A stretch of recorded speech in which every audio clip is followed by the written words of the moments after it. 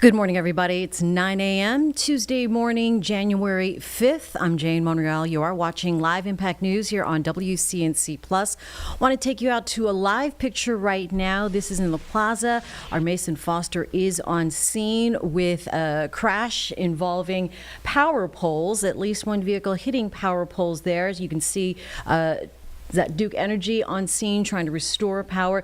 We are learning that power is almost completely restored, but right now, as we can see from the map here, with crews working to clear it, 79 customers still out, Carlene? Yes. All right, so Carlene. I'm trying to look exactly where this is. It looks like it's kind of close to Eastway Drive. Okay. So that's like probably your biggest like marker between the plaza and Very Eastway good. Drive. And you can see just south of the plaza. So 79 customers, but at least some encouraging news. And then, like we just said, that power poles were hit, and that's why we are dealing with this temporary power outage.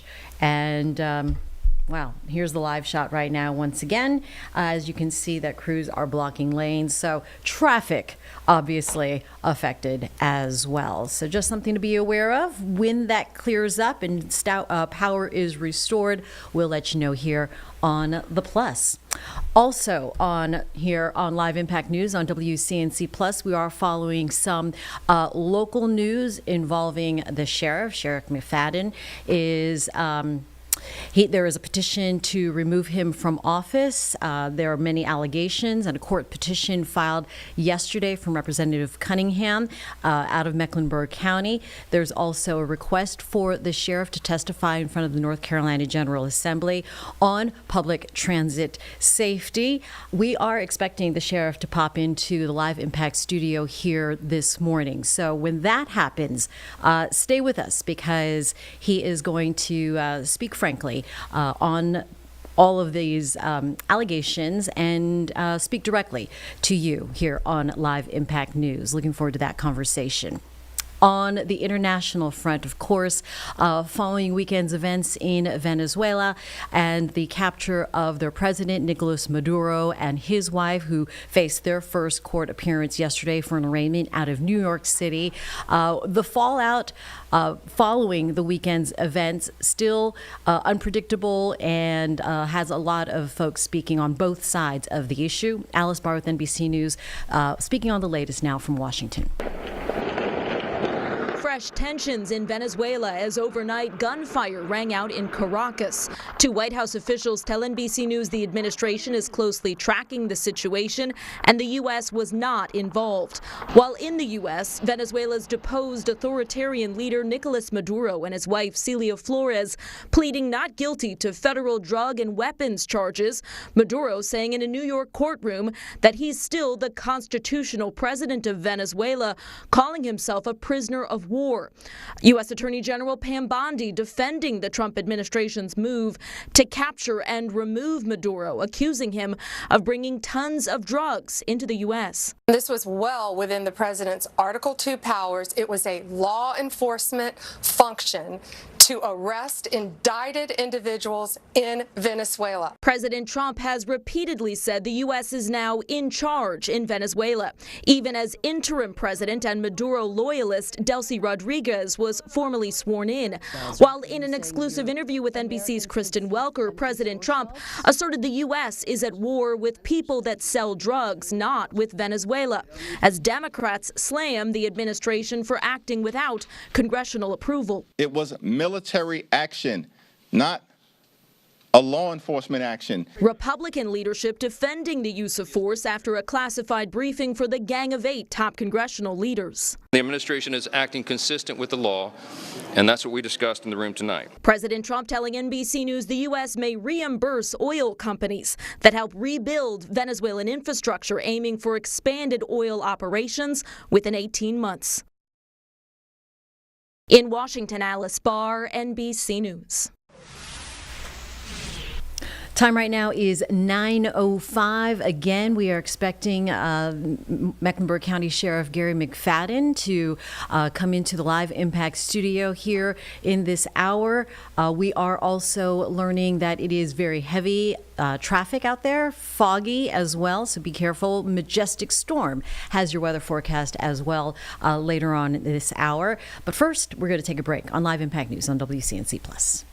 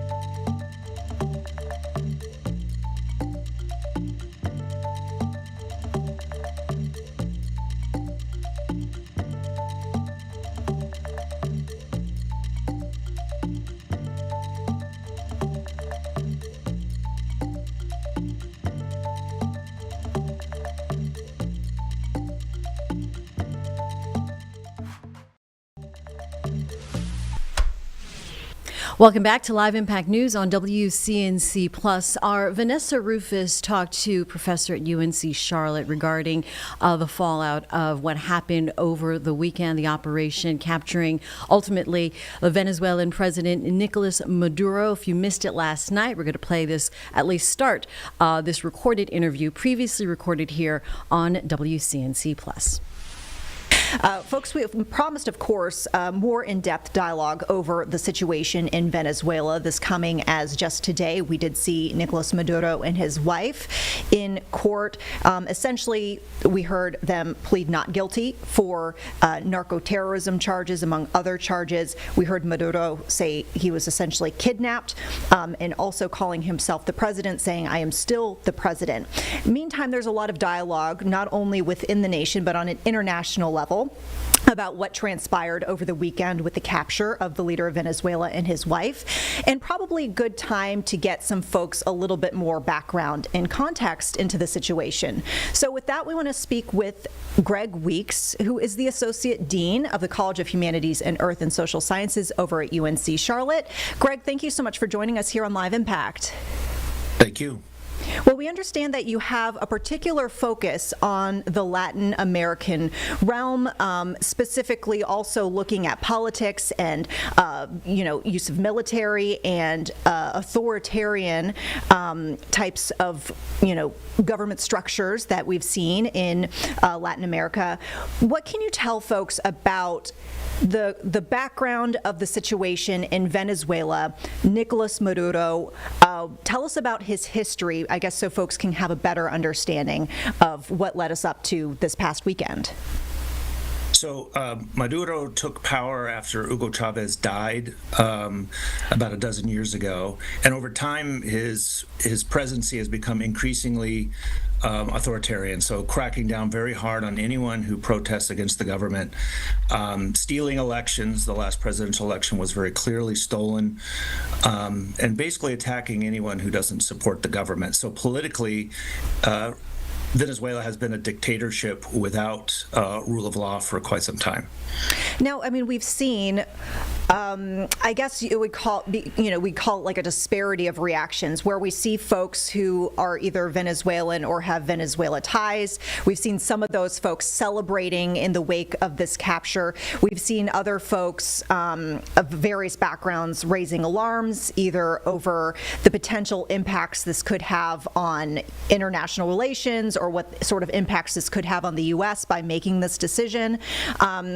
What do you think you're seeing as far as the big, reactions and sentiments from? And I know it's tough because there's a wide variety, but what are kind of like the main sentiments you're seeing from folks out there in response to what happened this past weekend? Well, I think nobody is sorry that Maduro is gone, or very, very few. He is not a well-liked person. That said, the way in which it happened, which was that he... Time right now is 9:11. Breaking news right now is our top story this morning out of Mecklenburg County Sheriff's Office.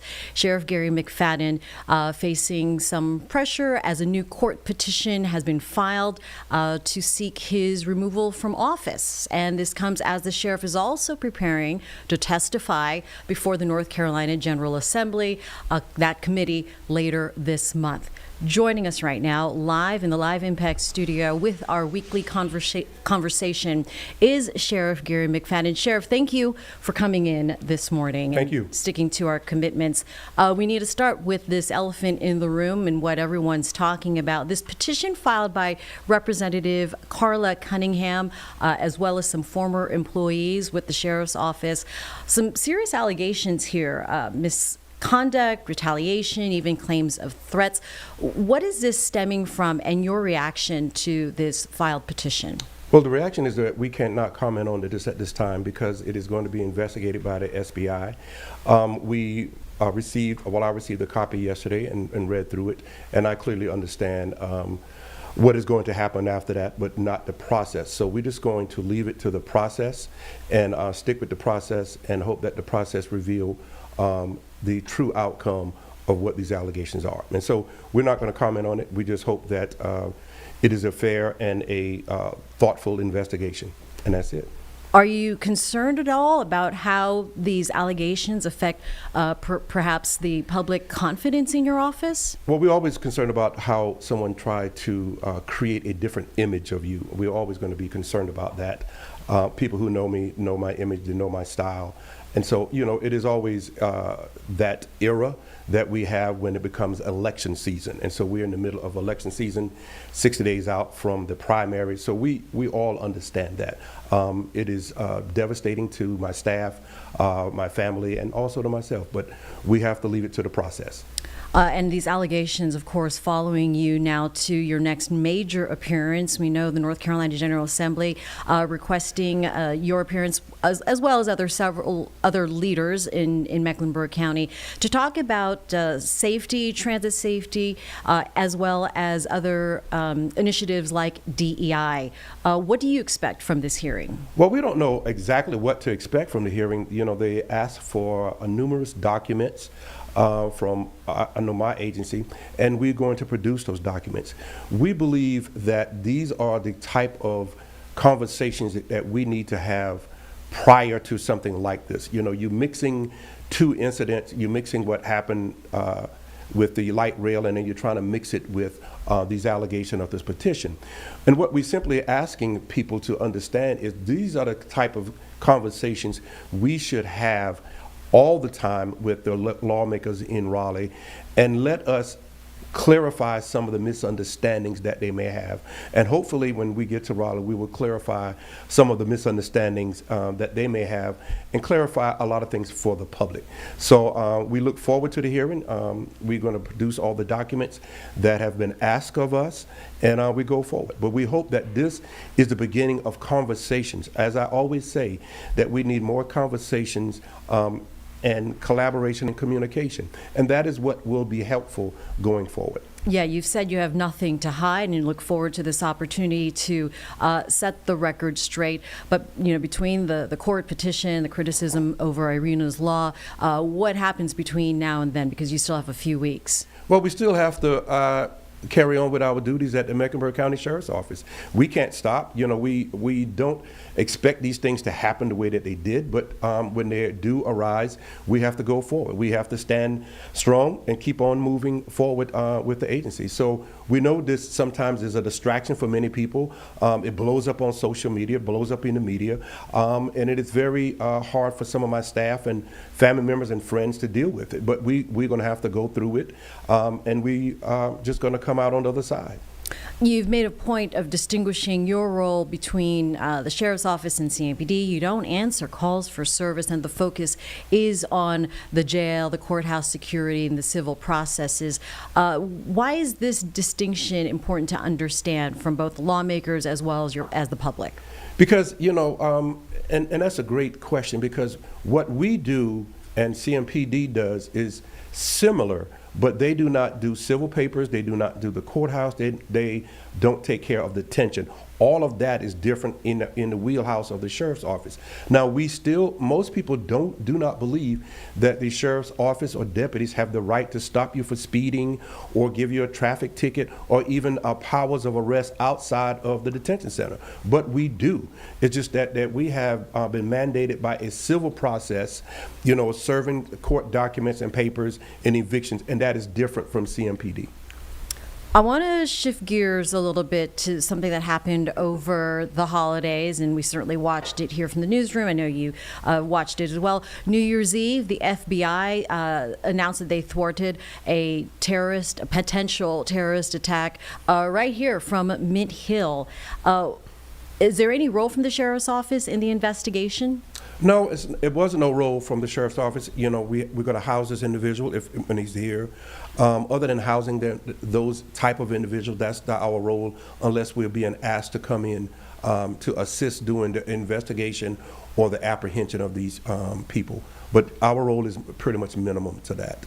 And the suspect, an 18-year-old from Mint Hill, you work with a lot of young men, and so in the broader scheme of things, this incident kind of raises concerns about some of the radicalization happening today, especially among young folks online. And I know you're working with a lot of young men through the detention center system. What is the, I don't know, philosophy from your office or you personally on working with men trying to get them out of trouble? Well, our young men or generations, and not even this generation, several generations, have been pulled into a dark hole. And that dark hole is the internet and social media. And then homegrown terrorism is on our doorsteps every day. If you think about it, we would believe that this should happen someplace else, but it happens on our doorsteps here in Mecklenburg County. Well, these are people who set home, or as we love to say, sit in the basement and, you know, listen to music and listen to other parts of the media, and people feed into it in the dark web, and then they have these ideas, and then after the ideas they want to act out on them, and they are being encouraged by many people on social media or the internet.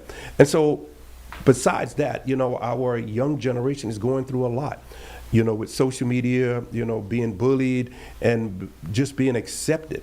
And then we have, you know, mental health. So we're going to have to tackle that if we want to come out on the better side. But our young generation and even our generation is going through a lot. You know, we have social media and media, and it pulls us into different directions and belief. And then it feeds into our ideas, and then we want to act upon them. So this is not so much of an isolated incident. These homegrown terrorists, what we call the lone wolf, is the most dangerous individuals out there. Yeah, I mean, and so again, to circle back, it just comes back to the issues with the jails and the detention centers and the capacity and having some of these homegrown criminals or suspects, I should say, in the system. Where do things stand right now as far as the detention centers? Well, our numbers are going up. We've reached our all-time record this past weekend. I think it was like 1687, and usually we hover around 1,500. So, you know, the numbers are rising. We well expected that, and so as we said before, these numbers will go up. And so what you have to understand that we're bringing in people in and housing people that would ordinarily be released. I talked to a family member the other day that a family member have been here for trespassing several times, and now they are going to be continuously housed for trespassing, but that person is dealing with a lot of mental health challenges, and the family is calling us to say, what can we do? Answer 2 calls this morning about mental health and their individuals or their loved ones inside a detention center.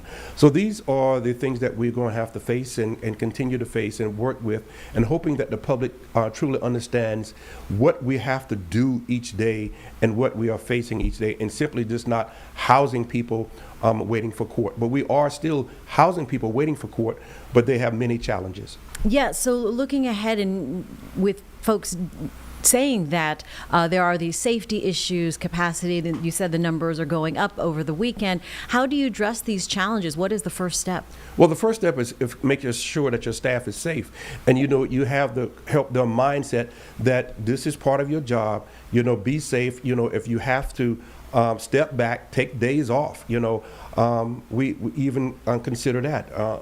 As we said last week, you know, my deputies evicted 190 some people out of their homes during that time, and I told them, take time for yourself, take time, you know, for your mental health.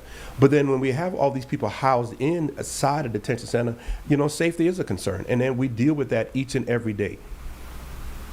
And when it comes to responding to those who say, you know, you're not managing the jails in an efficient manner, what is your response to that? Well, I always tell people, come and see what we have to manage. Most people say that from what they read, from what they have heard other people say. come and see our challenges inside the detention center. Think about this, and I always say this. During COVID, we didn't have one person to die inside the detention center. But if you look at it, people say, well, people are dying inside the detention center. Well, they die from, basically illnesses and disease and poverty. And so, we're sitting back, as they say, Monday morning quarterbacking, looking at the detention center.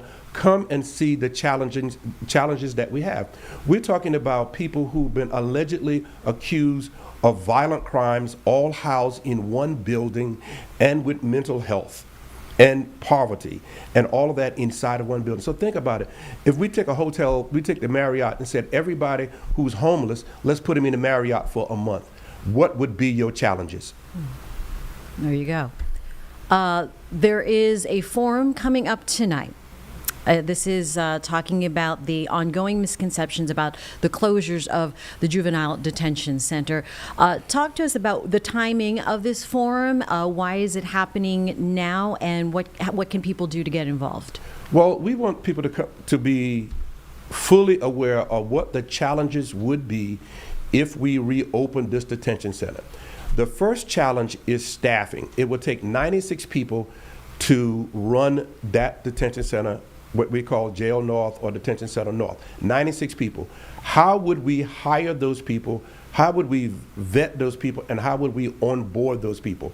Both agencies, Mecklenburg County Sheriff's Office and the juvenile part of the system here, also have shortages. So if both of us has shortages, then why would we reopen another facility?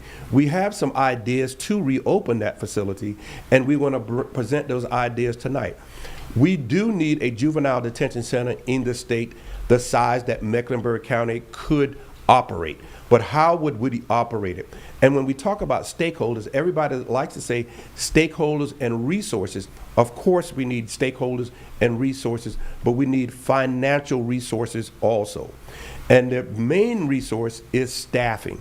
Where are we going to find 96 people to come inside and run this juvenile detention center?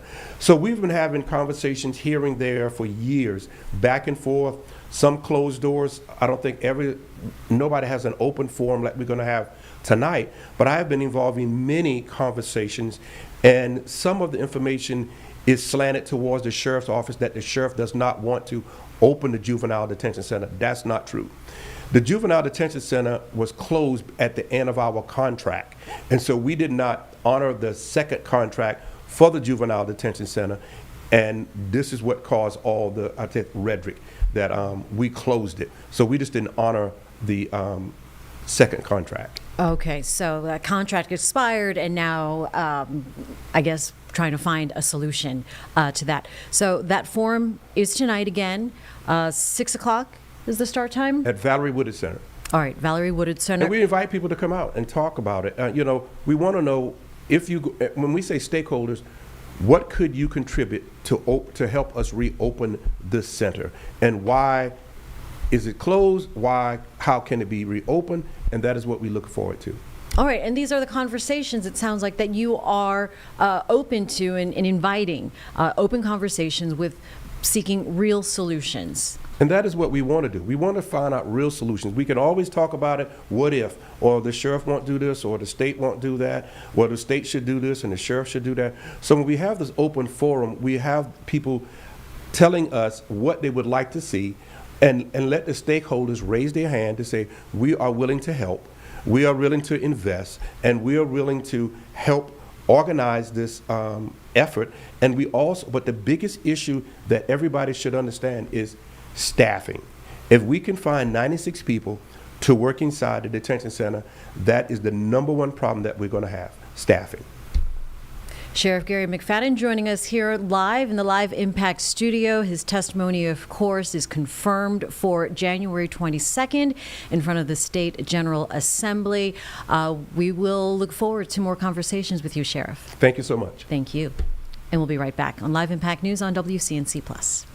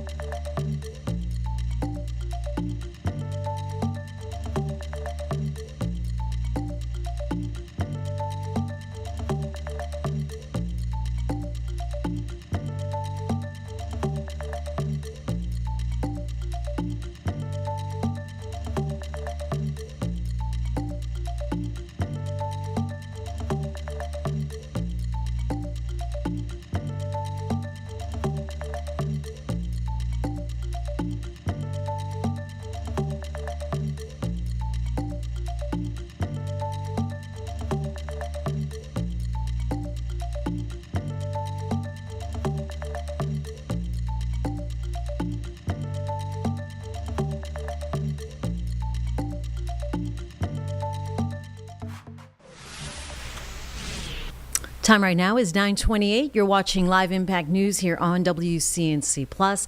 If you were just with us here in the last few minutes, you saw that Mecklenburg County Sheriff Gary McFadden joined us live, facing many topics, including what is being talked about right now, especially the petition filed by Representative Carla Cunningham, along with some former employees from the sheriff's office. And he basically said that they just got the petition yesterday and that his team will look at it, and he will respond later on when he learns what exactly is in that petition. But before that, we had Vanessa's interview with the UNC Charlotte professor talking about the operation in Venezuela and breaking down what all of that means, not only internationally, but of course what that means for us here on U.S. soil. This is Live Impact News on WCNC Plus. Forcibly removed from the country has raised alarms regarding what kind of precedent that sets for, say, other countries. And some of the mixed reaction is also that he's gone, but the government, the regime that he was leading is still in place. So as vice president has taken over, and so it's not exactly clear, how much change and in what ways will Venezuela be able to sort of move forward politically and economically. As far as the other international relations aspects of this situation, we know that there is a dynamic that also includes Russia and China. And in fact, the United Nations is kind of weighing in and looking at, the potential implications of the U.S. decision here. But we know that Russia and China are kind of watching as well. And what do you think their role would be, going forward, whether it is just kind of a watch and see, or would there be any sort of action, or do you think this opens the door for Russia and China to do, XYZ that they've been wanting to do for a while, if anything? Yes. So the question about how should great powers, say the U.S., Russia, China, be able to respond to what they think is a problem in their quote-unquote neighborhood, so the area around that country. We know Russia invaded Ukraine, and China, obviously, with Taiwan, has its own very particular interests that the U.S. has opposed. Now the U.S. is saying, well, we get to do what we want in our area of the world, perhaps sending a signal that other countries can do the same in their area of the world. So that's something to be concerned about.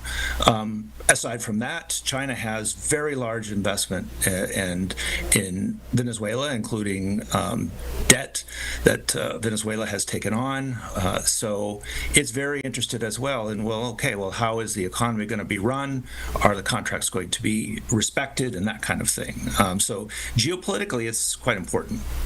Now, I feel like another element that gets me really interested is just kind of the larger picture, and where, we talked about how specifically you have this focus in some regards to, with authoritarian types of regimes in various countries. And I just always get really curious about all of the factors that play into that. How do these countries arrive at these positions? And I think about, and this is a dynamic that some have posed in this Venezuela dialogue, the fact that, the U.S. has removed a leader, so there's something of a vacuum that could be there.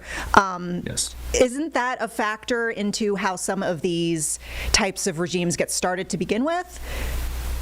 So certainly that was the case. This is now over 25 years ago when this regime got going under its previous president, and it was quite popular to begin with. It was solving what many people thought of as serious problems of poverty in the country. Venezuela has a lot of oil, and the Hugo Chavez, who was before Maduro, used that oil to essentially help subsidize all kinds of social services for people. Over time, that became unworkable. The Venezuelan oil industry wasn't invested in, oil prices dropped, and the regime became less popular. But it, when a government is unpopular, you have elections, and the elections can help people show that they're unhappy and change the government. And they wouldn't allow it, because oftentimes once people are in power for many years, they don't want to let go. So yes, in a way, there was a power vacuum that was filled, and over time, the feelings toward that government soured, and it wouldn't let go. And now it's a big question, because the government isn't gone yet. The government's still there. There was an election in 2024, and the winner of that election is not being made president right now. The most popular opposition leader, President Trump, has said will not be taking over. So there's a lot of question about how that power vacuum is going to be filled now. I feel like another conversation that I see out there right now, and I can understand how folks might want to try to grasp onto things that have happened in the past as sort of like, well, this is a precedent, or we've seen something similar like this happen before, and we've seen this comparison made between what happened in Panama in 1989 and, what just happened in Venezuela this past weekend. Do you see similarities, and do you see differences, and are there any sort of other, historical events that have happened in, U.S. history that might say, well, we've seen something similar like this before, or is this completely unprecedented? No, it's not unprecedented. I do think people refer to Panama, which has a lot of similarities in the sense that you had a president for Panama was Manuel Noriega, who was indicted, and the U.S. invaded under the senior President Bush, grabbed him in a similar way to grabbing Maduro, and took him to arrested him, took him to the United States. The big difference there is that Panama is a very small country that has been deeply, deeply tied and dependent upon the United States for well over 100 years. So it was not a country that was hostile to the United States. It did not really have a revolution like Venezuela that was hostile to the United States. So that one was deemed a success. But the circumstances were quite a bit different. Interestingly, there too is that the one reason for invading Panama was to end the drug trade, and it didn't end the drug trade. The drug trade just kept going. It didn't matter who was in power; the drugs kept moving. If you want to go back, another very good example is Cuba. In 1901, the U.S. Created what's called the Platt Amendment, and took over Cuba, allowed Cubans to have their own presidents, as long as they accepted U.S. demands. And if they did not accept U.S. demands, then that president would be removed. And the U.S. occupied Cuba for several decades with U.S. troops to enforce that. So there are definitely precedents, but it's going to be interesting to see how much they follow those examples, because Venezuela is very different from Cuba or Panama.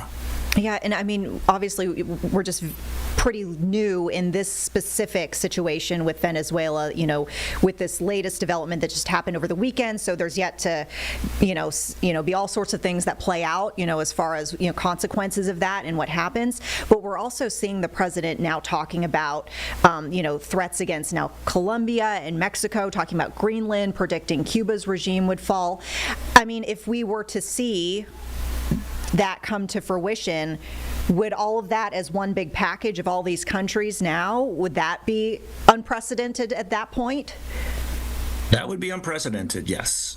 It would be extraordinarily difficult, but yes, that would mark a pretty significant expansion that we have not really always seen in the history of U.S.-Latin American relations.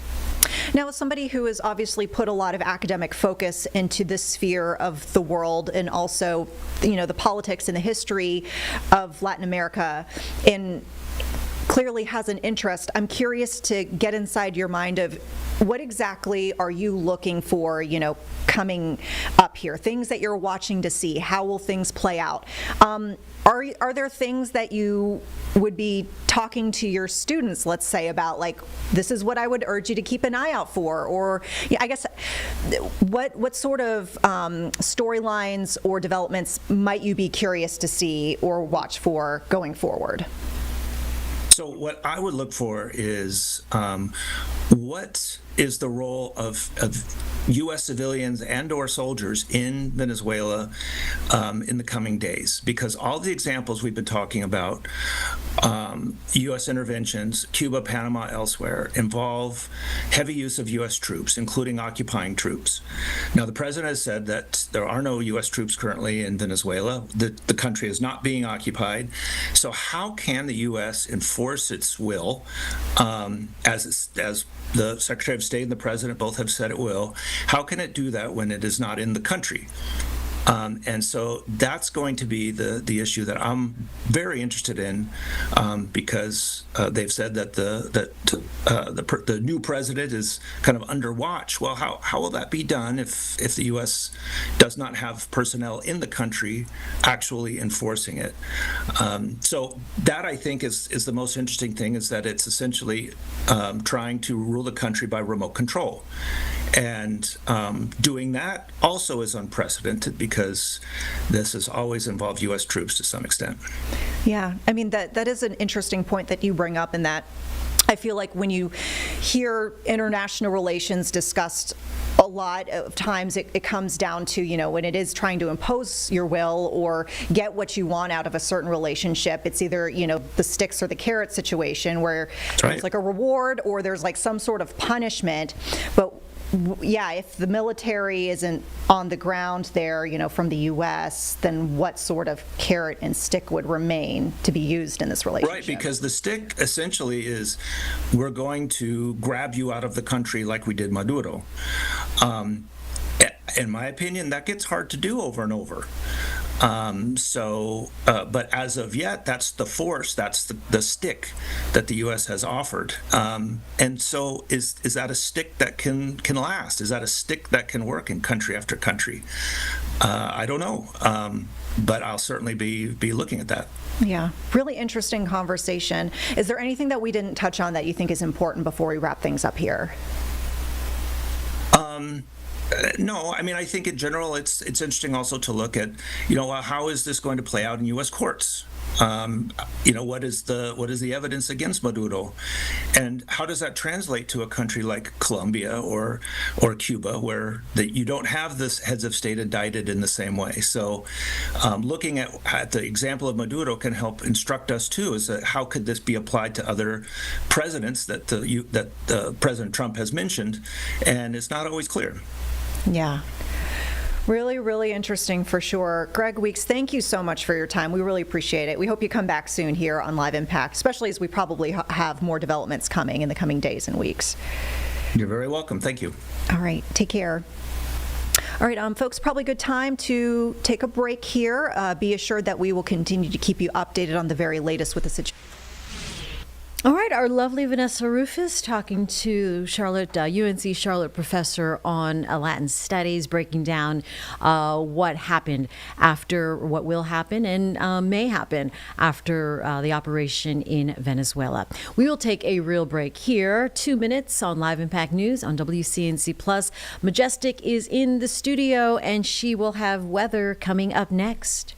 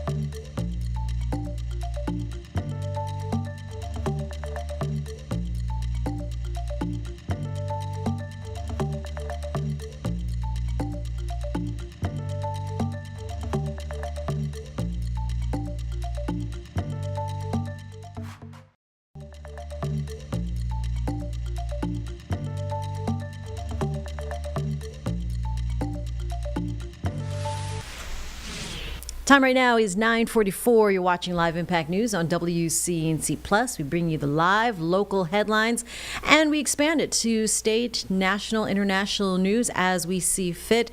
But we're going to stick with local right now because one of the big issues this morning, of course, is the fog, or should I say was the fog. I drove through it myself, Majestic. Yeah, there are still some areas, definitely north of Charlotte, that's still dealing with it. Yep. Drove through an accident. Yeah, it was busy today on the show. Very busy. All right, so let's talk about the weather. How are we looking? Let's do it. Let's start with one of our live camera shots. I want to take you up to Beach Mountain because I've been looking at these cameras a lot, and I love seeing the mountain cameras because it's so pretty, high above the low-lying clouds and that fog.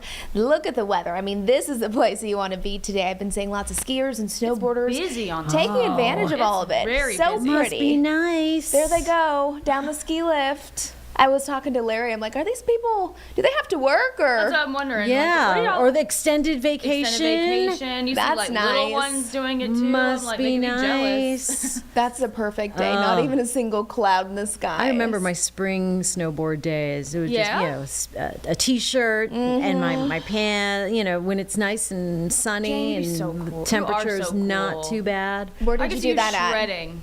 I shred. Yep. In California, Okay. Big Bear. Yeah. That would be my my backdrop. Go up there a couple So hours pretty. just for the Cool. day. So pretty. We would do that in Washington too, and it'd be so mild. You could just go up there, ski, snowboard, and then towards like the later half of spring, at the bottom of the mountain, it would be warm enough to like literally go boating. Not necessarily like you're jumping in the Yeah. water, but you're just hanging out in the water, like ski in the mountains during the day, and then go into Totally the lake works. later on. Love it. Well, that's a beautiful shot. Yes, it's so pretty up there. Meanwhile, we've been still tracking a lot of fog and still seeing some lingering fog across our area. So we've been under this dense fog advisory. National Weather Service was going to stop it at 9 o'clock this morning, but they actually extended it just until 10 o'clock. So we're almost done with this. And notice that Mecklenburg County is not included in that this time. It's mainly north of us. It's going to be right along I-40, Hickory, out towards Morganton, Lincolnton. Those are the spots this morning where visibility was so low, and it's a little deceiving because you'll be traveling and you won't see any fog, and then all of a sudden it's really hard to see, and we've been dealing with that for the last couple of mornings. But we're definitely on the back end of that and heading into the rest of our day today.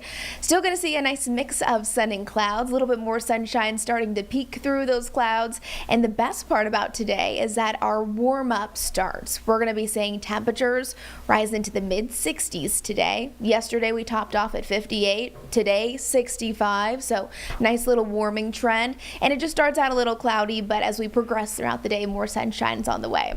Tomorrow the big story is 75 degrees and sunshine. I mean, that is going to be so nice. What? The day to enjoy it. I mean, we're talking about multiple days where we could reach or even break our daily high records. Awesome. Even through Friday and Saturday, we have 70s on the way. But when we're looking at our rain chances, we're watching the strong cold front that's really sweeping across the country, and it's going to bring us a round of widespread rain sometime between Friday night and Saturday.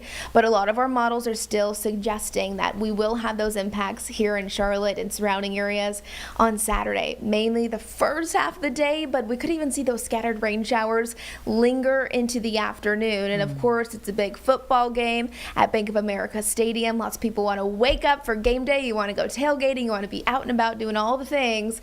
I'd just say keep the rain gear handy. That's for sure. Even through 4, 5, 6 o'clock, some of our models are even saying that there could be some lingering rain even at that point. Again, temperatures aren't going to be bitterly cold. I mean, mainly into the 60s by that point, but still kind of bad timing. I mean, we have such nice weather leading up to it, and then the big game day, and of course we get some rain. We need some rain, so we'll take it. We don't have any other option. But looking at the 7-day forecast, a few things to notice is that our average high for this time of the year, it's 52 degrees. So our Jerry Hunt Supercenter 7-day forecast showing we have above average temperatures. We had it yesterday. We're definitely going to see it today. And Wednesday is going to be the day that I'm fully taking advantage of the nice weather. I mean, sunny skies, mid 70s. Because towards the later half of our work week, while temperatures will still be warm, we're going to have a lot more cloud coverage moving in. Again, Friday night, Saturday, that front is on the way, bringing with it wet conditions come Saturday. So if you have any plans this weekend, just plan for those wet conditions on Saturday. Sunday wraps up, looks pretty nice, 58 degrees for our high, which is still significantly cooler compared to Saturday, but still above our average. And then Monday, we'll start to feel that cooler air trickle in with right around freezing temperatures heading out the door on Monday morning. So sending those kids back to school, you're heading back to work, that's going to be a little bit cold with a high of only 51 degrees. So lots of good things to look forward to. I think a lot of people are looking forward to multiple days in a row of just very warm, dry, mild conditions, and then just a little bad timing, I would say, with the rain. But, you know, we'll keep everyone up to date. Too. We got to get through it. Oh, It's gonna be sloshy. Just like Tampa was. All right, Yeah. they got to get their rain game in order for Saturday can do it. afternoon. We can. Man, Yeah. don't call out sick tomorrow, Carlene. I won't. Mid-70s. Mid-70s and sunny. Are you know, kidding me? Oh, come For a on. January day, Look it's at like that feels way my more gosh. spring-like than a winter day. Telling you, it's So spring nice. like. This is what it's going to be about. Like Yeah. that. Yeah. Just like that. Beautiful. Pretty. All right, majestic storm, bringing it to us like a beautiful storm of sunshine. There we go. Coming into this Live Impact studio. Thank All you, guys. Thank See you tomorrow. See you tomorrow, and we will be right back here on Live Impact News on WCNC Plus.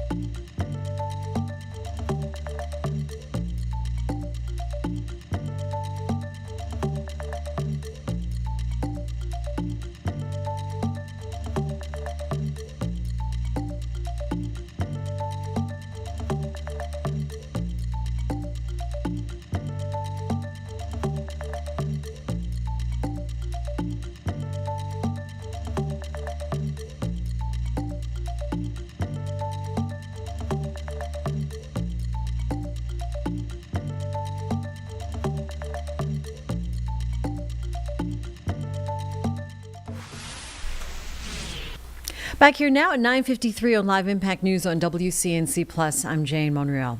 Earlier this hour, we heard live from Mecklenburg County Sheriff Gary McFadden, who came into the studio to directly answer questions about this petition being filed from Representative Carla Cunningham, as well as several former employees from the sheriff's office. That petition asking to remove him from office, as we are 60 days away from the primary for a new sheriff in town. Representative Carla Cunningham out of Mecklenburg County did speak to our Miles Harris yesterday about this document and why she's filing such allegations. Let's play this interview for you now in its entirety. So this is completely raw and in the recorded, previously recorded, but in its raw form. Since we heard from the sheriff earlier, there's Representative Cunningham now for you on Live Impact News on WCNC Plus. What does this stem from? Let's start with that. So it actually started from my vote on House Bill 318. I had previously voted for House Bill 10, and because they said House Bill 10 wasn't enough to have the sheriffs comply with ICE. The General Assembly decided to do House Bill 318. And so I supported House Bill 10, and I probably wasn't going to change my vote for House Bill 318. But before the vote came for House Bill 318 override, I got some calls from a couple of elected officials and some other community people. And this one particular call that came was from Sheriff McFadden, and he wanted to discuss House Bill 318. And so I let him go ahead and start talking, and one of the things he said was that the citizens of Mecklenburg County would come after me. And he went on to explain that the cost to house the people inside of the jail was going to cost additional money, and that the citizens would have to foot that bill. From that conversation, he continued to talk about what he was doing, where he was at, da-da-da-da-da. And I said to him that the federal and the state needed to work that out. I was a legislator, and I was doing my job, basically. Then he said, I told him I was already under security. CMPD had already flagged my house, and my apartment had already been flagged in Raleigh, and that I was already under elevated security, which I was wondering if he knew before he made the call, which I was thinking he did know. Maybe he did not. But also, he had called several times, and I had never had that outreach from him. At that point, it's separating than any of the other call that you have gotten to this point, correct? Right. It had not been any calls from him in years. I had not had a conversation with him in years, and all of a sudden the calls were coming. So as we got on over into the conversation, I just kind of listened to what he was saying. He said he didn't want to see me get hurt, and I just didn't say anything. And he said, because you live in my county. And I said, okay, thank you. Hung up the phone, thought about it. What was that? Why? Then I called some family members, called some friends, staff, and said, this has happened. And then they said, okay, you need to notify the General Assembly, and I did. And that was how it came about. Going back to that conversation, when he's kind of going through saying the things that he's saying at that minute, like in that instance, what's kind of your thought process as well? I know you mentioned afterwards kind of that kind of happened, but the killing of the legislators in Minnesota was fresh on my mind, because this was less than 15 days that had happened. And the legislator had made a controversial vote. So my vote was considered to be a controversial vote. And I understood that. But within the context of, we just saw people killed. And here now, I'm getting a threat from one of the highest elected officials in my county. And to say those things, and that didn't stop. After that ended, I didn't have any further contact, but he continued to text me with different things that he was saying. I didn't respond at all. I had already talked to the attorneys. After it had happened and I spoke with the attorneys, they told me, asked me to record. Well, it's against the law to record a person without knowing it. So they said, write down everything that I could recall in the conversation. And of course, those two things really, really stood out for me, that I could just recall it. Mm-hmm. I was shaken because of what had already happened with the other legislators. I'm on the road, I'm single, I'm pretty much independent, and I go in calm. I don't know the intentions of other individuals, and I'm not inside of other people's minds or their heads, but I do know we're in a very divisive environment, and that's been at the forefront. I say when I did come home, I would have someone to come in and stay with me, even though we did have some security, and I've had some of my own personal security. The General Assembly did provide some. But for me to be in Raleigh and feel safer, then when I come home to my own house, it's a whole nother story. I had a young lady to come and stay a while with me, and she would come back if I asked her to. But to think, I have a family too. I have children, and I have grandchildren, and I have, siblings. And I think when it happened, it wasn't that I just focused on me. It was that it extended out to the rest of my family, that they also could, be in jeopardy or be in danger. Now let me ask this though too, because I know you mentioned you would kind of cut the conversation, at least on the phone, a little bit shorter. Did you at least maybe think or try to maybe push back or ask or address, hey, is this what you're asking at this point? Or is it just kind of like just letting it kind of play out at this point? Right? Just listening, because he was talking quite a bit. As you know, I'm a nurse by profession, and we are critical thinkers, and we analyze things. And this wasn't the first time I had heard of incidences had taken place, but this time it was me. It wasn't me on the outside looking in. I was on the inside, and so I definitely felt there was no need for me to add any additional comments to the conversation. Just take it for what it was. And even when the text came after the conversation, I didn't respond. I just notified the attorney that the individual had continued to text. Now, you mentioned other incidents, at least not with you particularly, but let's also talk about the other former employees that are also part of this. How did you guys kind of connect as well? Well, I didn't connect with them. The attorneys did. I knew some of the names, but I didn't have their contacts. The attorney connected with those individuals. Now, let me ask you this though too. You mentioned this is one of the highest elected officials in this county when it comes to his role. Adding that, is that also a bigger concern when you hear he's talking to you in this matter, thinking about the role that he has as well for this county? It was, because I recognized what his position was, but I also recognize that I have to stand up and have my voice heard. I need to speak my truth and be authentic with the people in the county. Too many times we just sweep things under the rug and the behavior continues. And that wasn't going to change my life for right now, to allow it to keep on going on and me to continue to live in fear of what might happen because of what someone may think. They may be connected to other individuals. I don't know. But it's enough to make you say what's going on, why. What is this really about?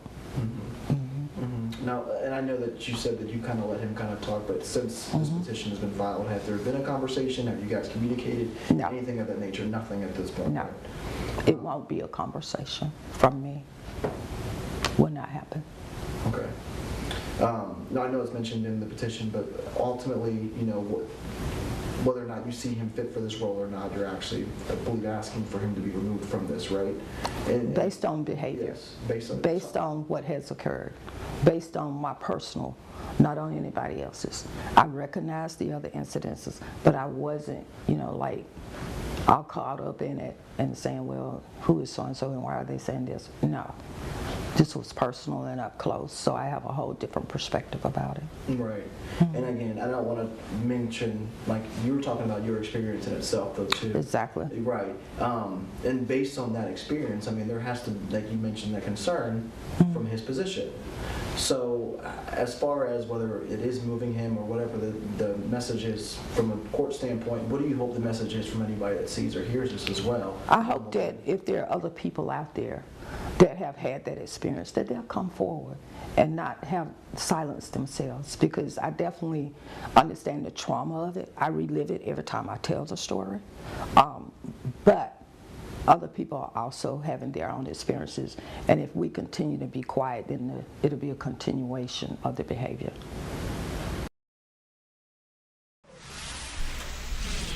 And that was Representative Carla Cunningham talking to our Miles Harris about the petition, her role in a petition being filed to remove Sheriff Gary McFadden from office. We are awaiting President Trump to speak and deliver remarks at the House GOP member retreat. When that happens, we will bring that to you live here on Live Impact News. But first, a break on WCNC Plus. We'll be right back.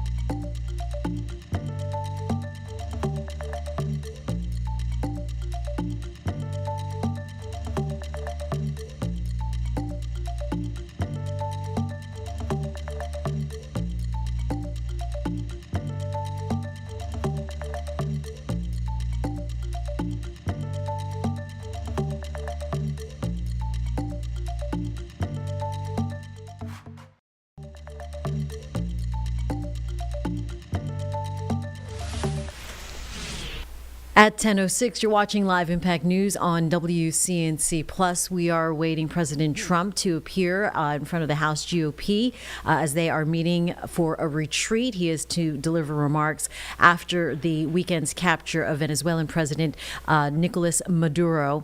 In the meantime, the House Dems are meeting right now. They're holding a January 6th special hearing to talk about the insurrection that happened 5 years ago.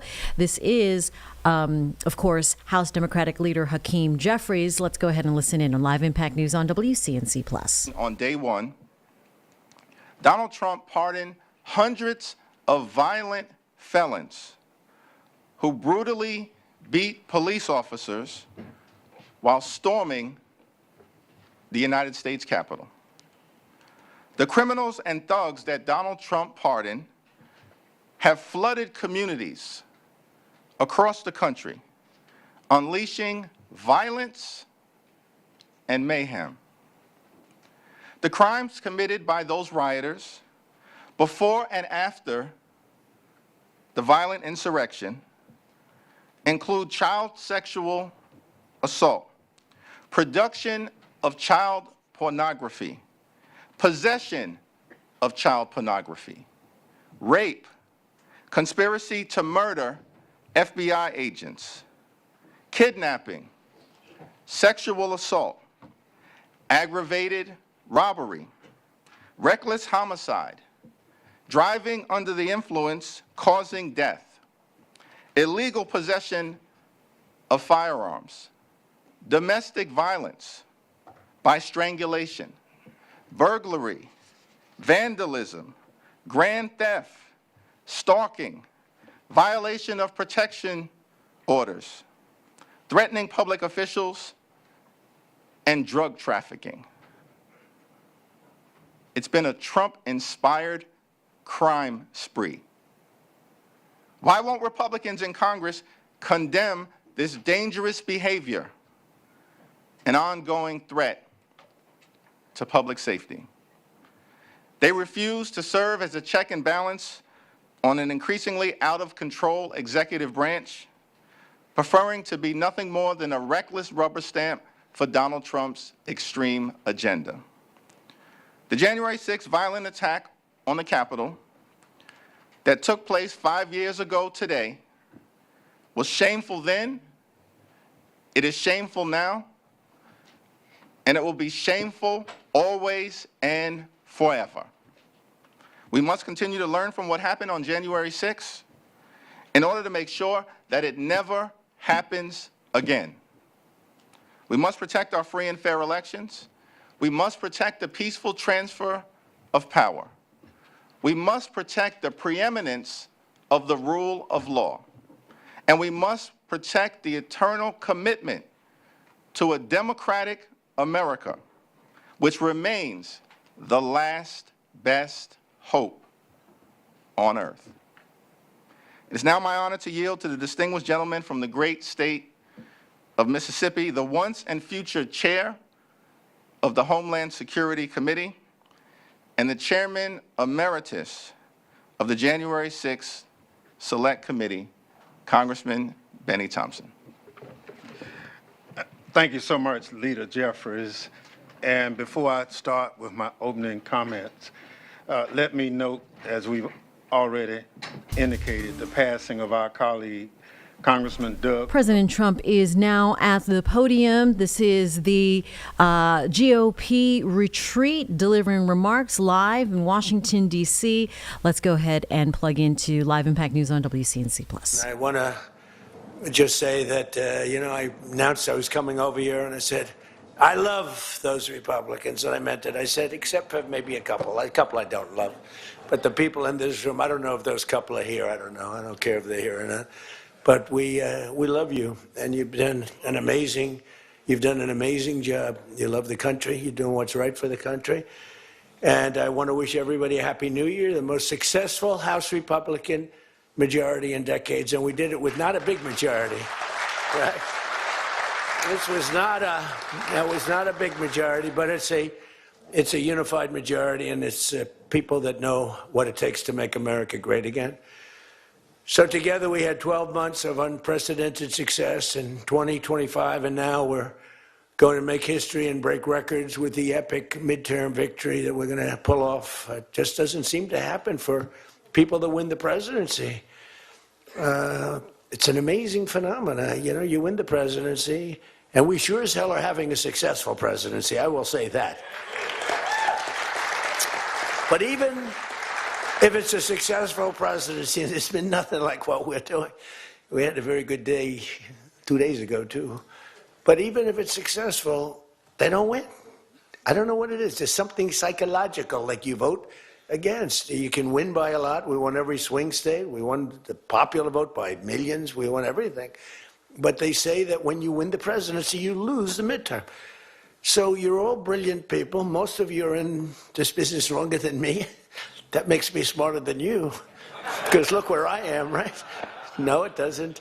But I wish you could explain to me what the hell's going on with the mind of the public, because we have the right policy. They don't. They have horrible policy. They do stick together. They're violent. They're vicious. They're vicious people. And they stick together like glue. They don't have a couple of the people that we have. A couple of people, not too many, really very few.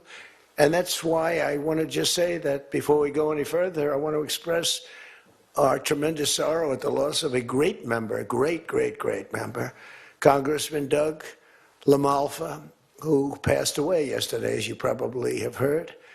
And he was the leader of the Western Caucus, a fierce champion on California water issues. He was great on water. He wanted, release the water, he'd scream at him.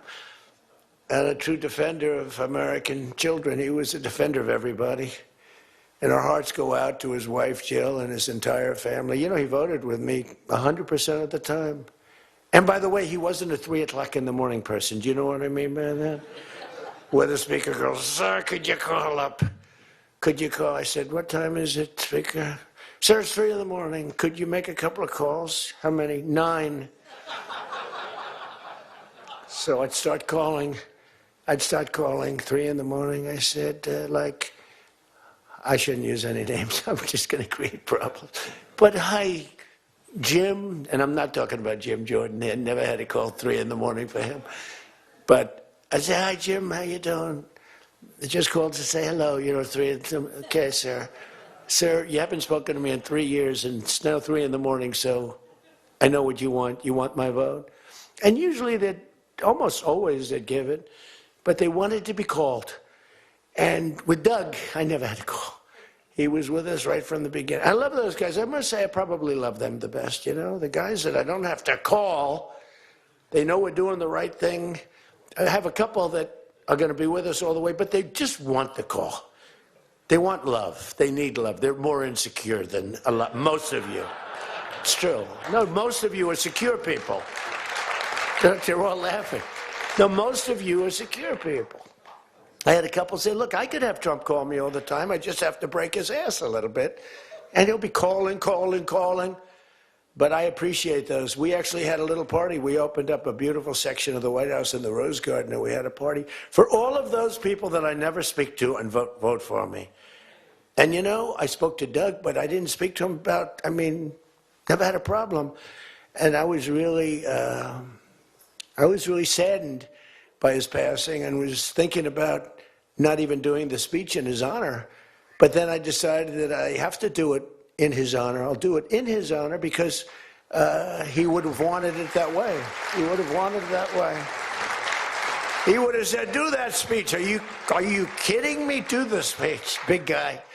But he was a fantastic person. Man, that was a quick one. I don't know quite yet what happened, but boy, it's a tough one. He was just with us. He was our friend, all of us, every one of us.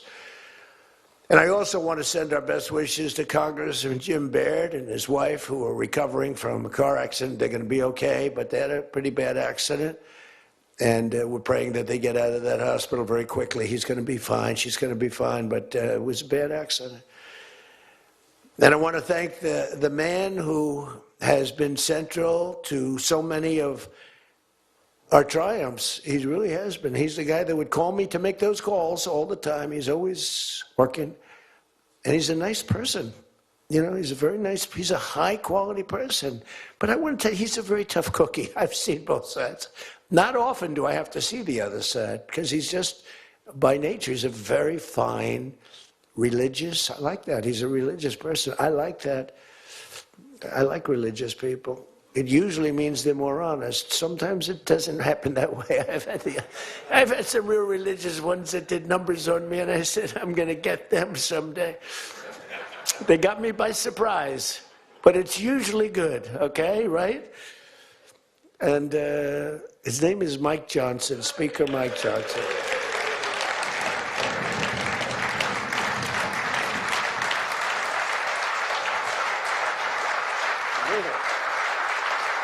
He has my complete and total endorsement.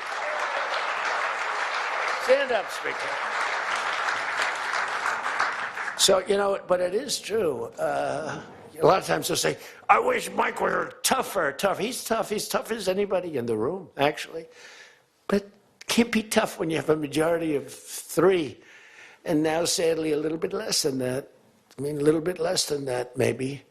But you can't be Trump. You can't, I want you. You make 10 enemies, 20 enemies. That's the end of that, right? Everybody loves him. I would say there's one person he's given up on. I think he just gave up on this guy. He's so bad. He never votes for us. But no matter how good, he won't vote for us. There's a sickness there. There's something wrong. You can have the greatest bill, the greatest for the country. Forget about for Republicans. Great, great, great for the country. I'm a no vote. We don't even bother calling him at 3 in the morning, do we? Huh? But I want to thank another guy who's as tough as they come, because he went through something that none of us have gone through. I went through a little shot, but I get that throbbing feeling every once in a while. But what he went through was incredible. And that Steve Scalise, he got hit hard. Where's Steve? Steve.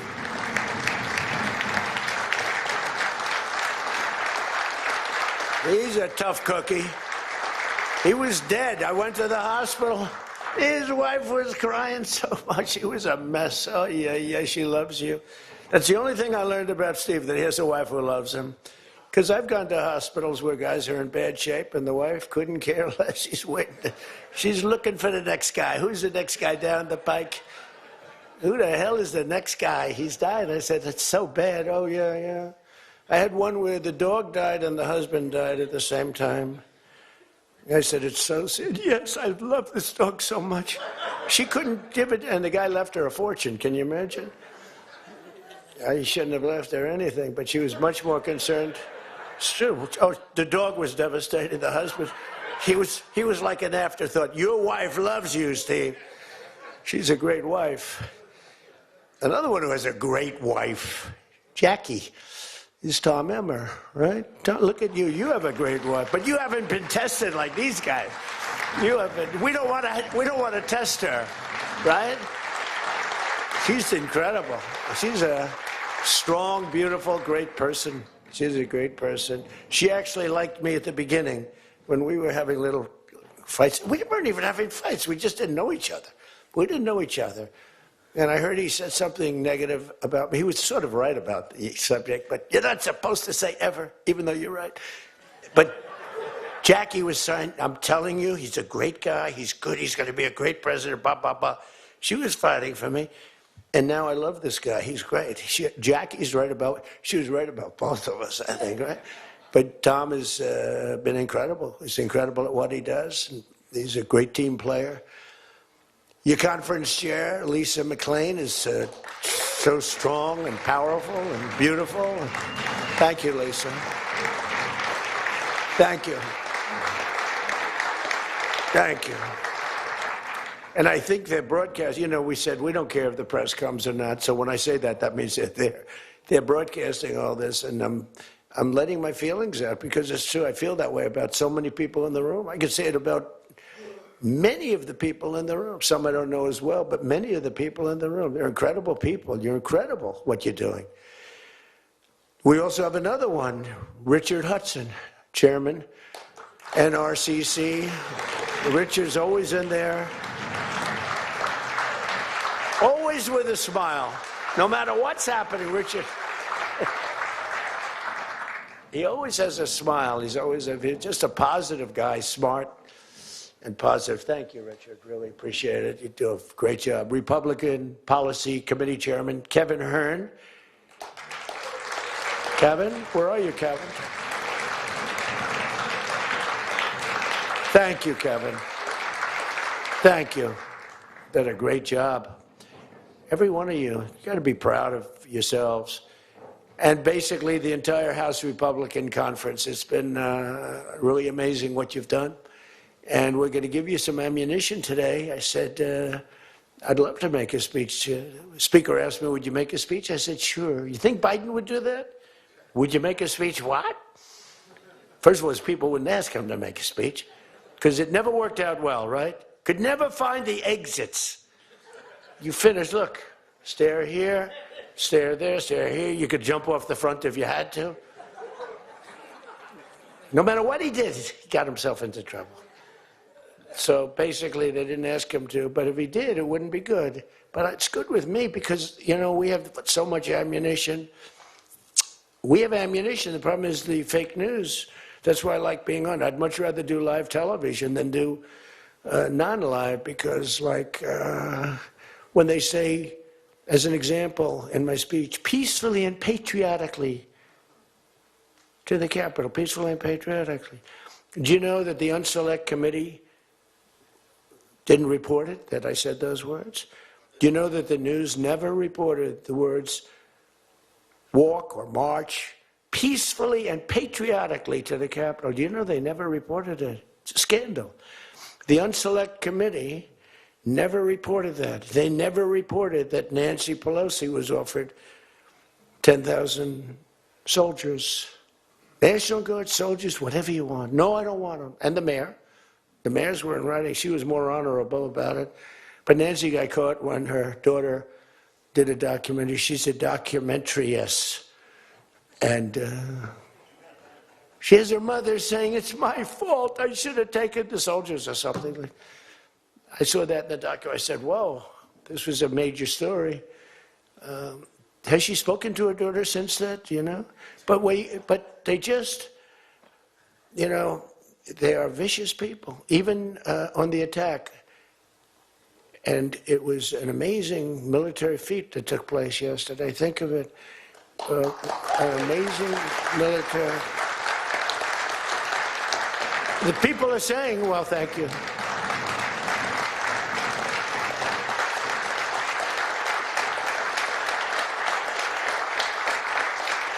You know, people are saying it goes down with one of the most incredible. It was so complex, 152 airplanes, many, talk about boots on the ground. We had a lot of boots on the ground. But it was amazing. And think of it, nobody was killed. And on the other side, a lot of people were killed. Unfortunately, I say that, soldiers. Cubans, mostly Cubans, but many killed. And they knew we were coming, and they were protected, and our guys weren't. You know, our guys are jumping out of helicopters, and they're not protected, and they were. But it was so brilliant. The electricity for almost the entire country was, boom, turned off. That's when they knew there was a problem. There was no electricity. Caracas, there's no electricity. It's not a... The only people with lights were the people that had candles. It was just off.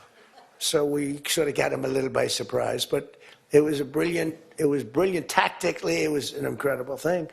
But I watched where Schumer, he's such a bad guy. I mean, I've known the guy for a long time.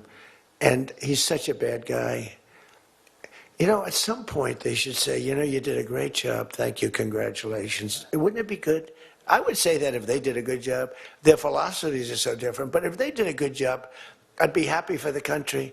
They've been after this guy for years and years and years. And, you know, he's a violent guy. He gets up there and he tries to imitate my dance a little bit. But he's a violent guy. And he's killed millions of people. He's tortured. They have a torture chamber in the middle of Caracas that they're closing up. But he's tortured people, and now what they do, the radical left, they actually have people, and it's hard to get them. They're all paid people. Most of these people are paid. You know they're paid when they have brand new, beautiful printed signs by like the highest quality printer, and you have a woman, free Maduro, and the sign is before we even did the attack. You know, free Maduro. Why do you want him freed? I don't know, but he should be free. Oh, she reads a sign. What does that say? It says free. Well, that's what I believe. And you know, you see the sign, it's like, Lisa, we should all have quality signage like that. The one thing I want their sign maker. The guy is great. He does beautiful signage. You know, the old days was better when they used to write out their own sign, wasn't it? They'd make a sign in the basement. They'd have an old broken board holding up a sign, and it's made with a magic marker, sloppy as hell, and it meant something. But today, when you have that yellow and black, they should use different colors a little bit. But the yellow is a beautiful shade of yellow. No, I want to find out who that is. I want him to work for the Republican campaign. He's much better than our guy, whoever the guy is. But the United States proved once again that we have the most powerful, most lethal, most sophisticated, and most fearsome. It's a fearsome military on planet Earth, and it's not even close. You know, I've been saying it for a long time. Nobody can take us. Nobody. We don't want to have it. We don't have a discussion, but you read all and you see everything else. Nobody could have done that. Nobody has our weapons. Nobody has the quality of our weapons. The problem is we don't produce them fast enough. We're going to start producing them much faster. We're going to be very tough on the companies. We have the best weapons in the world, but it takes too long to get them, including allies. When allies want to buy them, and they have to wait 4 years for a plane, 5 years for a helicopter. We're not letting that happen anymore. We're telling our defense contractors, you're going to start building faster. You know, guy makes... I have a big problem with it. I'm the king. I have sold more Boeings than any human being on earth. They gave me an award, Salesman of the Year. I said, what about Salesman of the in the history of Boeing? I've sold more Boeing planes than any man in history by far, probably over 1,000. Over 1,000 planes. I said, that's the good news. But why should they wait 3-4 years to get a plane? They should build them, get them immediately. The F-35s, it takes too long to get them. The Apache helicopter. I mean, I had India coming to me, sir, I've been waiting 5 years. We're changing it. We're changing it. India ordered 68 Apaches, and Prime Minister Modi came to see me. Sir, may I see you, please? Yes, I have a very good relationship with him. He's not that happy with me because, you know, they're paying a lot of tariffs now because they're not doing the oil, but they are. They've now reduced it very substantially, as you know, from Russia. We're getting rich because of tariffs, by the way. I hope everyone understands that. They hate to report. We're going to have over $650 billion poured into our country or coming in shortly because of tariffs. You know, they're finding all of these pockets of money a couple of weeks ago. Sir, we're off by $39 billion. Oh, is that good or bad? Meaning, do we have it or are we short of it? Sir, it's $39 billion that we can't account for. That means we have an extra 39. Yes, sir. I said, well, what are you saying? We just don't know where it came from. I said, check the tariff shelf. Sir, that tariff doesn't start until September. He said, no. It started about a month and a half ago. Check it. Comes back 25 minutes later. Sir, you were right. It came from tariffs. This never happened to us before, where we find plus 39 billion, not million, plus 39 billion. They were missing. We've taken in $650 billion or shortcoming, and that's because I'm being nice. If I want to be, and we have national security because of tariffs. And frankly, we have a big Supreme Court case. I hope they do what's good for our country. I hope they do the right thing. The president has to be able to wheel and deal with tariffs. Now, if you have the right president, it's good. You have the wrong president, you know, if you have the wrong president, nothing's good. Tariffs are the least of your problems. We found that out. All right, everyone, 10:30 right now. We need to take a break in the middle here of President Trump's remarks. Confident that he will still be speaking when we come back on Live Impact News on WCNC+.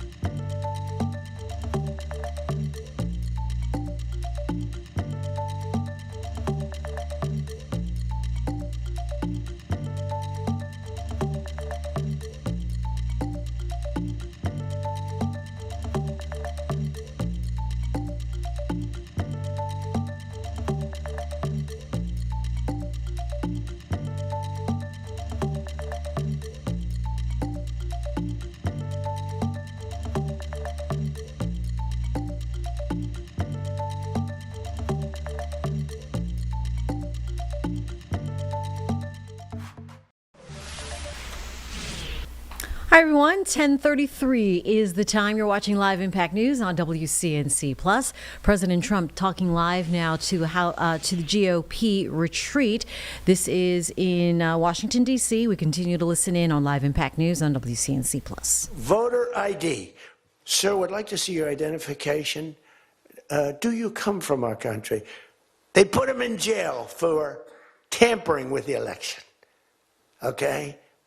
We got to straighten this out before it gets too crazy. California is more corrupt than any place. California is more corrupt than Minnesota. And I won Minnesota Well, Tom's going, I think so. Well, it's close. It can't be proportionately, probably nothing's more corrupt, right? We got to win something. Yeah, right. He says you got to win. I'll tell you what, I did great there 3 times. I was surprised 3 times that those elections are corrupt. They got you 1 time too, but I heard a long time ago, but they got you. But they got to straighten those out. But we have to have voter ID. And you know, when you confront a Democrat about voter ID, like in a debate or something, I said it a couple of times with Biden, and just one, they're very embarrassed when they say, we want voter ID, voter identification. The only reason somebody doesn't want that is because they want to cheat. Our elections are crooked as hell. And you can not only win elections over that, and not only win future elections, but you'll win every debate because the public is really angry about it. And you ought to pass the SAFE Act, or whatever you're going to call it. Are we going to SAVE Act or the Save America Act? I think we're going to change the name a little bit. You're going to put that up for a vote? I think everybody in this room certainly should do it. And it's a bad vote for them because they're voting against things like voter ID and other things that are almost equal to voter ID. But when somebody says, no, we don't want voter ID, that means they're crooked. And the public understands it. You win elections with that. But I think it would be really important, Save America Act, if you would put that up for a vote. It's got my total endorsement.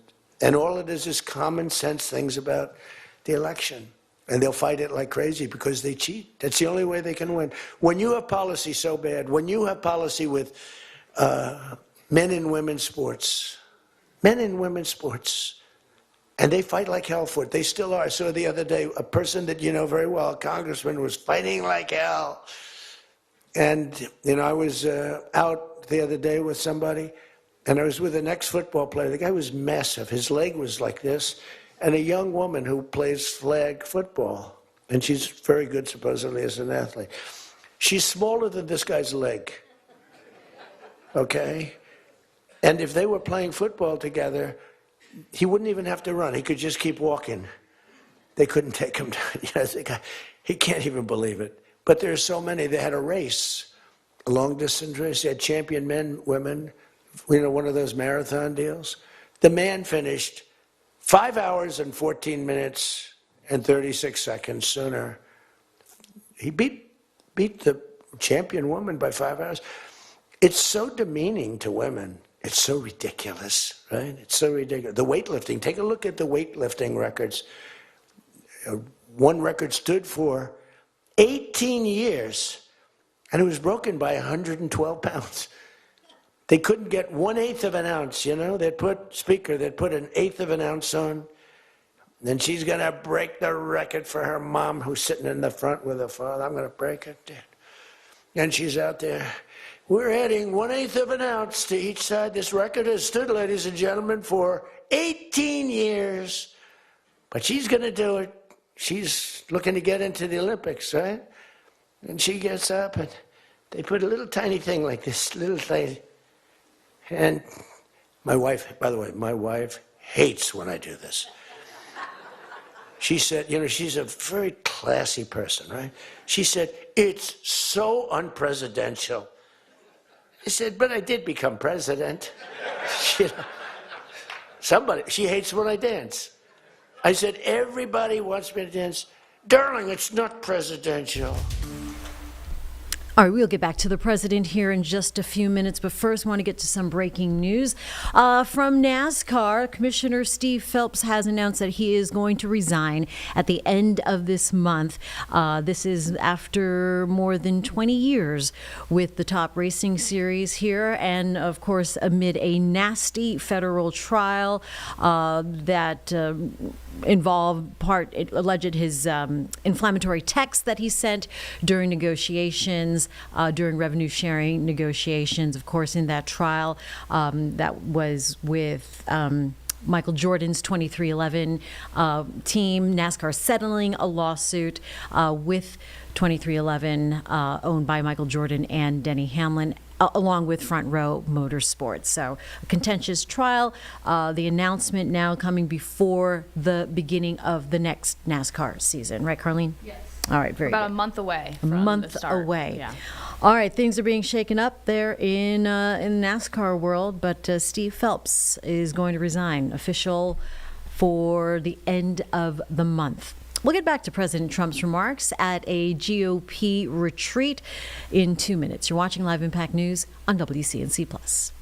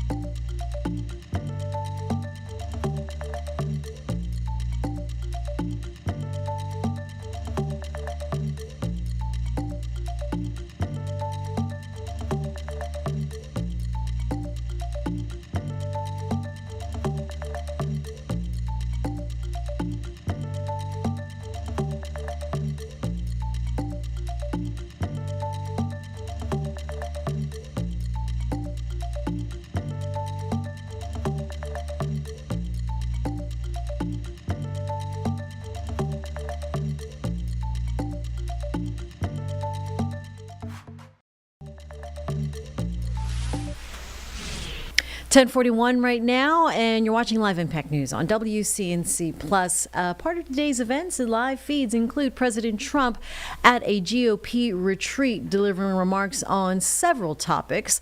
We continue to listen in on Live Impact News on WCNC Plus. Says to me, nobody cares about the border because it has a shelf life. I fixed the border. I fixed it in my first term, but now I really had to fix it. It was much worse. When I came into office, millions and millions of people were pouring into our country.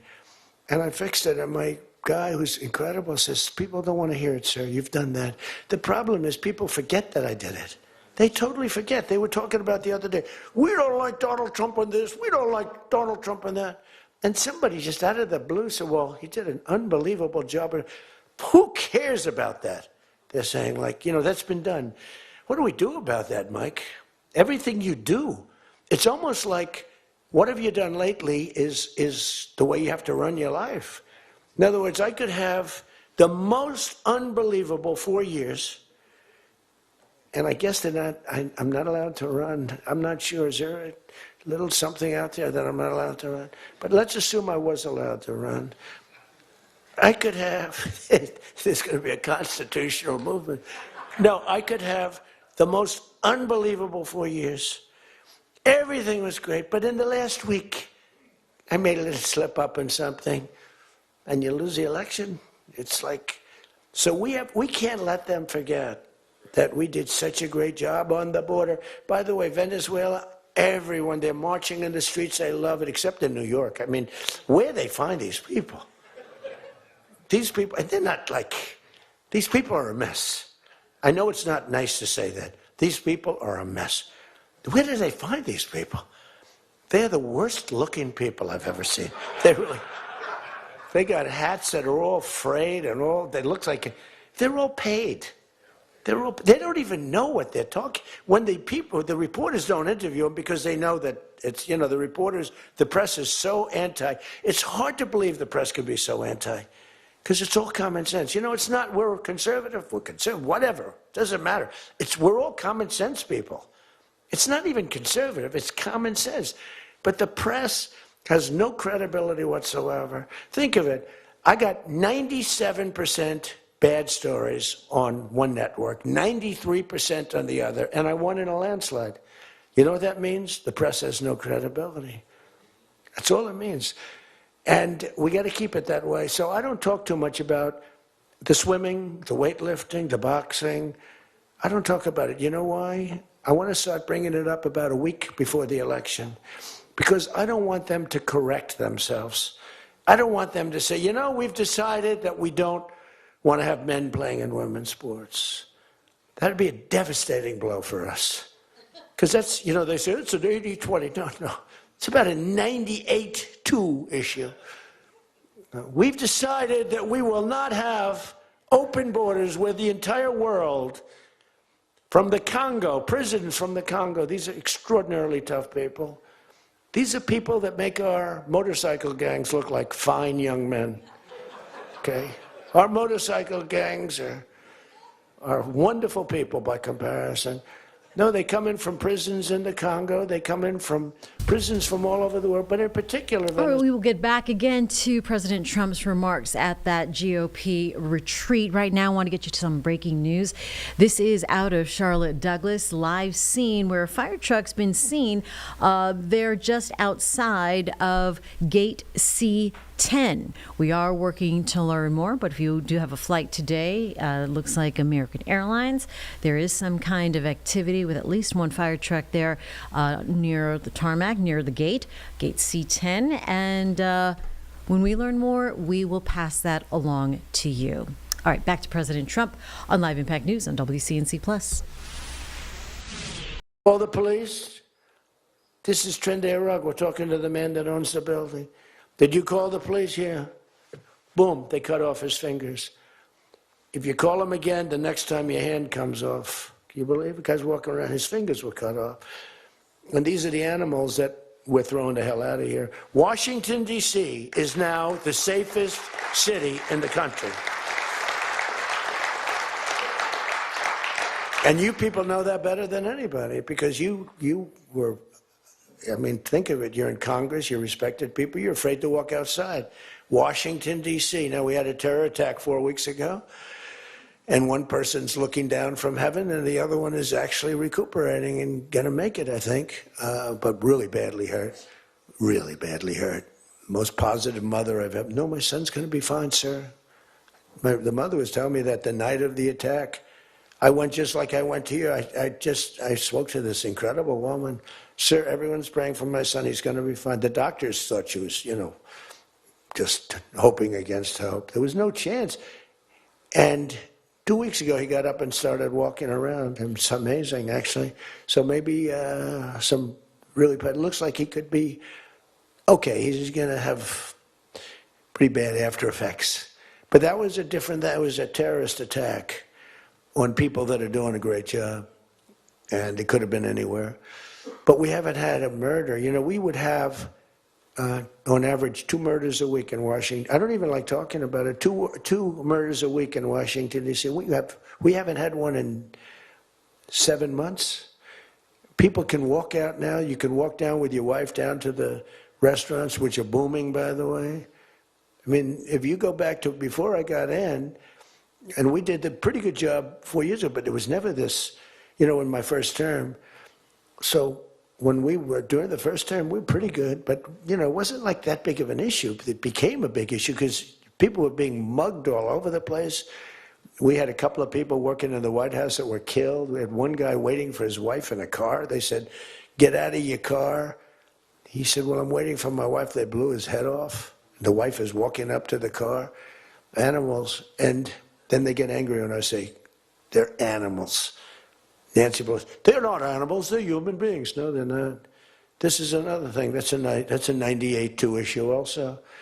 No, they're animals, and we've taken them out. We've took out over 2,000 people, brought them back to their countries from where they came, or they're in prison now in Washington. Because it's not just like, you have to take the bad ones out.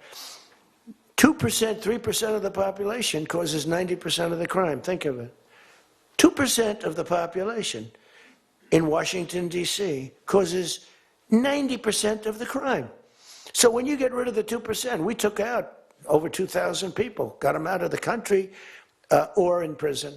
Some were so bad that we didn't want to send them back to their countries because they'll come back in, even though it's hard now, but you know, they're pretty smart. They're sick, but they're smart. But you're now living in one of the safest cities in the country. It's a great thing. You can walk to the restaurants. Restaurants are booming. New restaurants are open. They were all closing. You wouldn't have had a restaurant. And I don't know about you, but to me, those soldiers standing there look so good.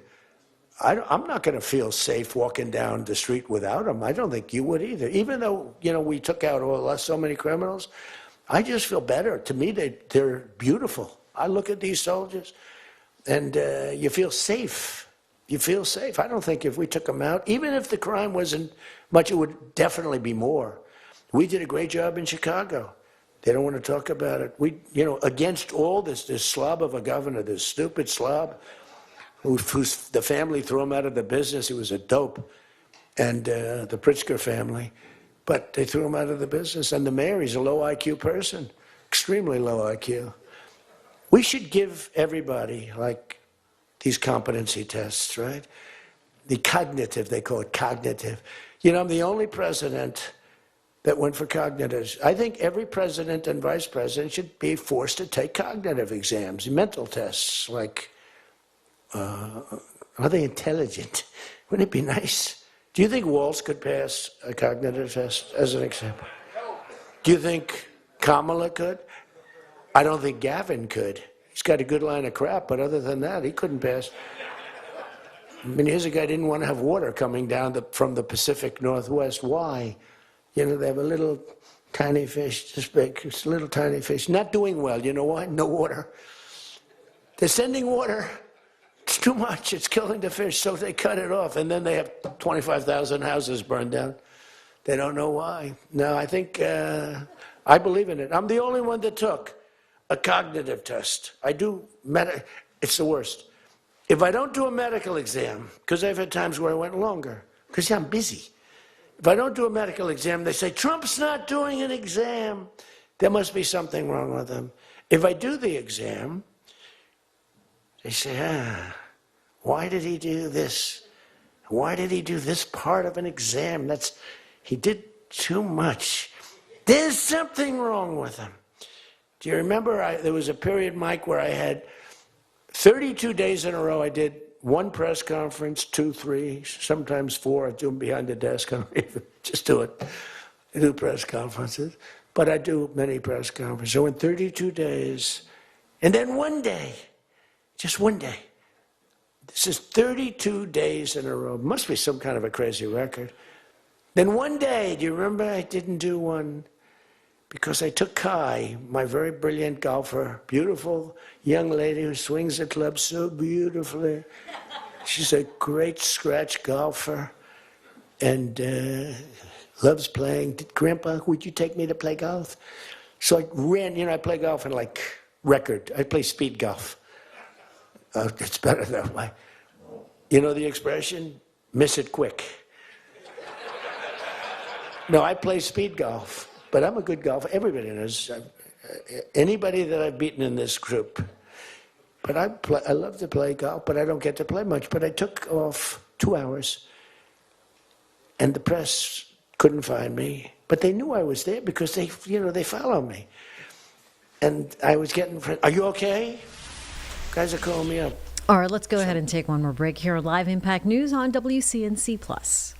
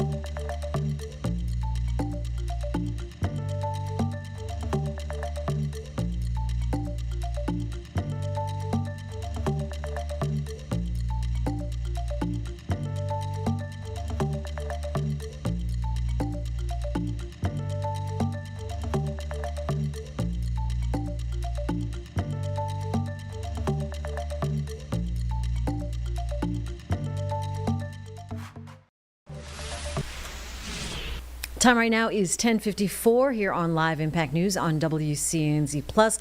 I'll go back to President Trump here, who's making remarks at a GOP retreat out of Washington, D.C. Just to let you know that Charlotte Today is coming up next at 11 o'clock, so I'm going to say goodbye to you now. And we'll see you here at WCNC Charlotte News. I'm coming up at 4, Charlotte Today up at 11, and then we'll have the latest on Charlotte News at midday starting at 11:30. Have a great day. Everybody knew about it, but nobody had the guts or the stamina to do it, or the respect from other nations. But I do. And then you also had to get the drug companies. The drug companies were not easy, but they were much easier compared to the other nations. So the other nations used to tell the drug companies, we're not going to pay more. You kept it for years the same price. Everything, we just kept going up, up, up. And finally I had the drug companies, and I said, listen, fellas, you can't do this. Can't do it anymore. I'm not going to let it. We're going to do it, and you're not going to do it. And I did things to them that were brutal, but I really found out it was the nations that were so tough. So when France was told that the pill will go from $10 to $30, it's a big increase, right? But it's not really. And that ours would come down from $12 or $13 down to $30. So theirs would go from 10 to 20 or 30, and ours would go from $13 down to, meaning $130 down to 20 or 30. So it's a huge drop for us. Now, depending on the way you calculate it, it could be thousands of percent down. It could also be 90% and 80%. You know, there's two ways of calculating. I don't know if you know. They said Donald Trump exaggerated. Now, there are two ways of calculating it. But calculate it at 80, 90%. But the other way is more accurate, like 900%, because that's what it really is. But there are two ways, but use to be generous, 90%. There hasn't been a reduction in 28 years, except for the 1 year where I got it down 1/4%, and I had a news conference. I was so proud of myself. The drug prices, prescription drugs, are going to be down by thousands of points, thousands. On that one item, you should win this election. The New York Times barely wrote about it. The other papers barely wrote about it. Nobody even knows that the drug prices. Now, people will say, you don't mind if I don't read this crazy teleprompter, do you? Because, you know, do you mind? Because I have, it's called standard. But these things are so important because you guys got to get elected. Because if you don't get elected, we have a country that's going to go to hell. So we can't play games. Ladies and gentlemen, the sun will rise tomorrow, and when it rises, we don't need this bullshit. We need to talk about favored nations. And your numbers are coming down at levels that nobody's ever seen. We inherited high prices.